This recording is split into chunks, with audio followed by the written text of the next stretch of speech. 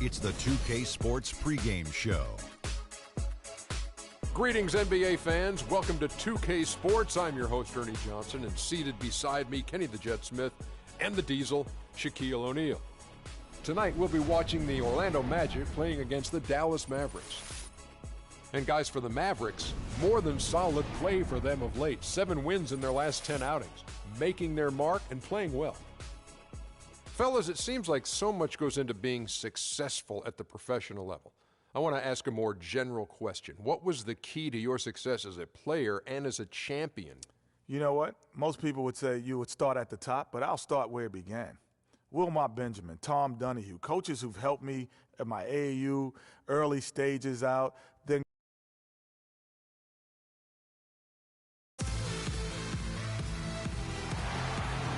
Welcome to 2K Sports for another edition of NBA basketball. Along with Greg Anthony and Clark Kellogg, this is Kevin Harlan.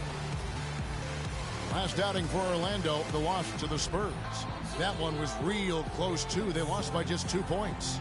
And you know what? A shame that either team had to lose that game because you had to be proud of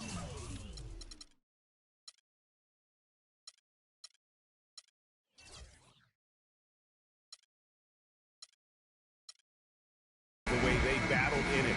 Yeah, I suppose that's right, but it still was heartbreaking. I mean, you hate to lose in OT, no matter how hard you played. You want to come out on top if you're going to play those extra minutes. Now a look at Dallas's starting lineup. Watch out there with Duncan. Then there's Payton. Then there's Lewis Williams. And it's Prince in at the small forward. Tayshaun Prince, one of the ultimate Velcro guys. I mean, he's been in the league a long time. The consummate pro, as detailed, steady, and unflappable as they come. Shot by Zeller, no good. On defense, Orlando. It's a 3-point game, and it's going to be out of bounds. The Magic will take it.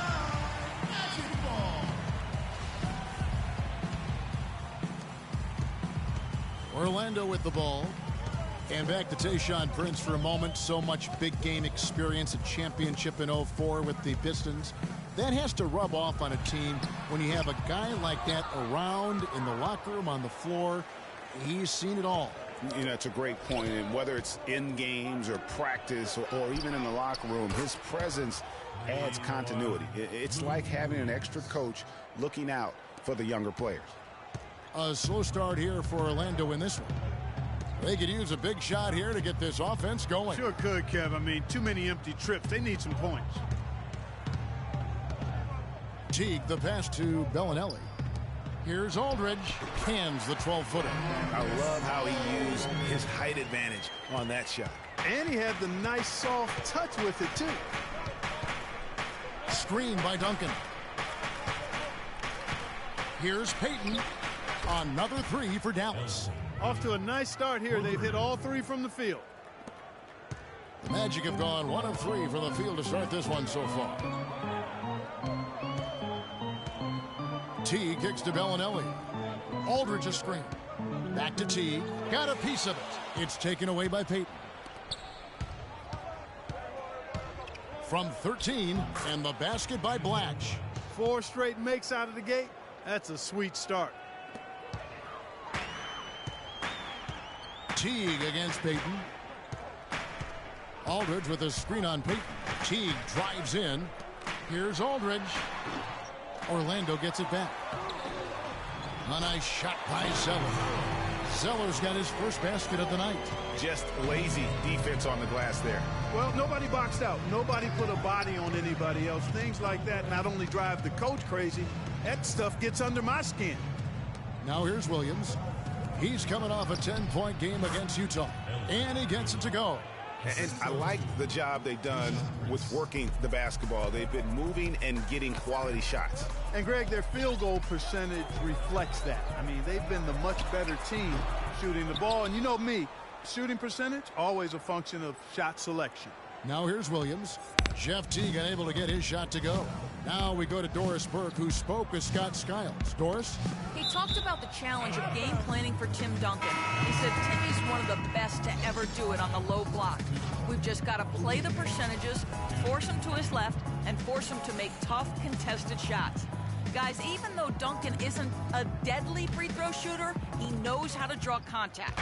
They want to avoid getting baited into silly fouls. Back to you. Thanks, Doris.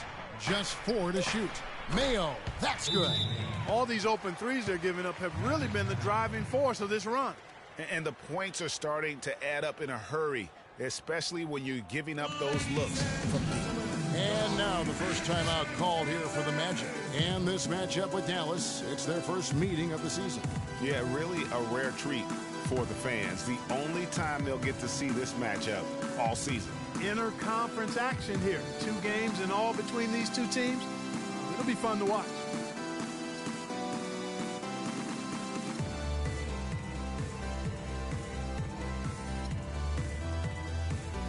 For the Magic, Spates comes in for Zeller, and Walker subbed in for Bellinelli. And the Mavericks making a change here.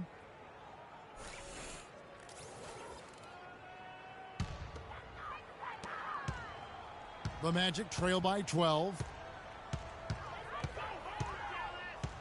Outside, Walker. Fires from 14. And Henson sends it back. Aldridge can't get it to go.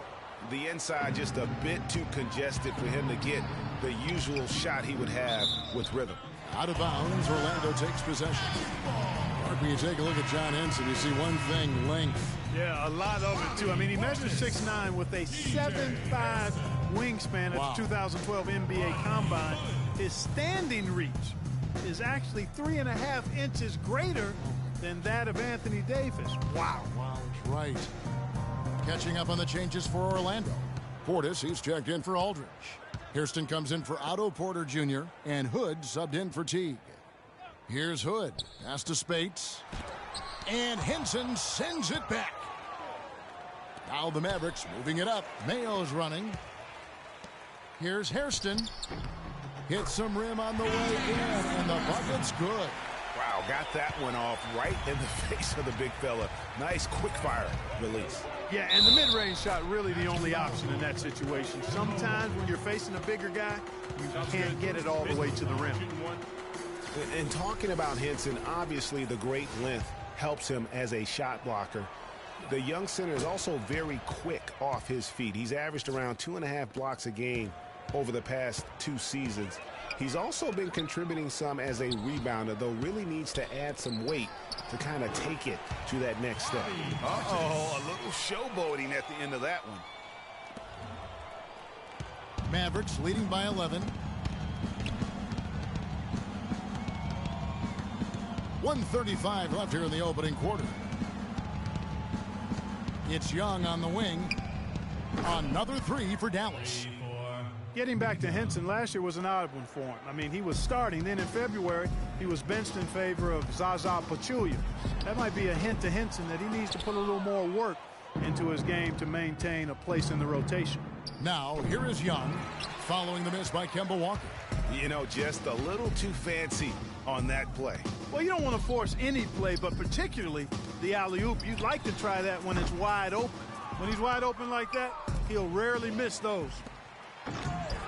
It's rebounded by Dallas. This game coming after a loss against the Jazz. You know, you hate to use this word, but I really felt like it was a sorry effort that they put forth on the defensive side. Boy, that's pretty harsh from you, Greg, but you're right. I mean, too many times we saw them slow to set up and get on D or late on their rotation, and they paid a big price for it. Here's Walker after the Mavericks pick up 3.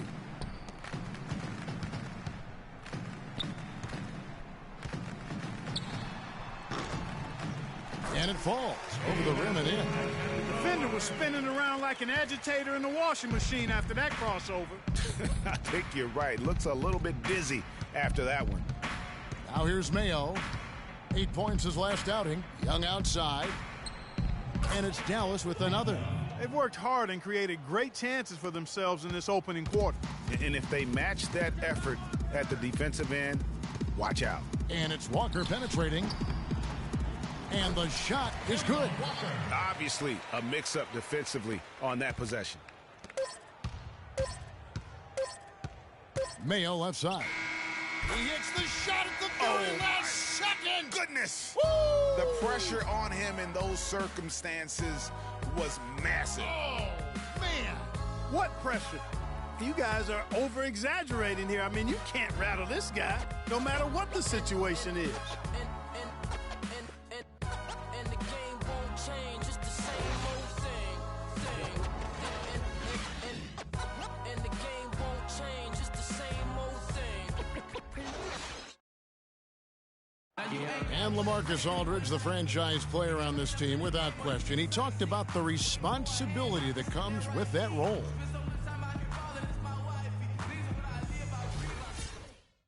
Greg, does that acceptance come with putting a whole lot more pressure on yourself? And if so, what does that do to LaMarcus Aldridge's game? And, you know, Kevin, that's what's going to be so interesting to find out. Some players, you know, they really relish in that situation. They rise to that occasion. Others, I don't want to say they wilt under the pressure, but they're just not comfortable in that environment. And in the NBA, you get to do it on TV and in front of thousands in person. And that's the classic 1-2 punch right there. I mean, nice steal. And then how about the elevation, Kevin, on the finish? And, Greg, nothing spurs some quick offense like a great play defensively. That indicates the importance of great on-the-ball defense, as was displayed right there. That Kia Slam Cam replay really gave you a good look at the action. Well, it was a slow start to his rookie year for Peyton, but he came along very strong. Yeah, it looked really good for the Magic.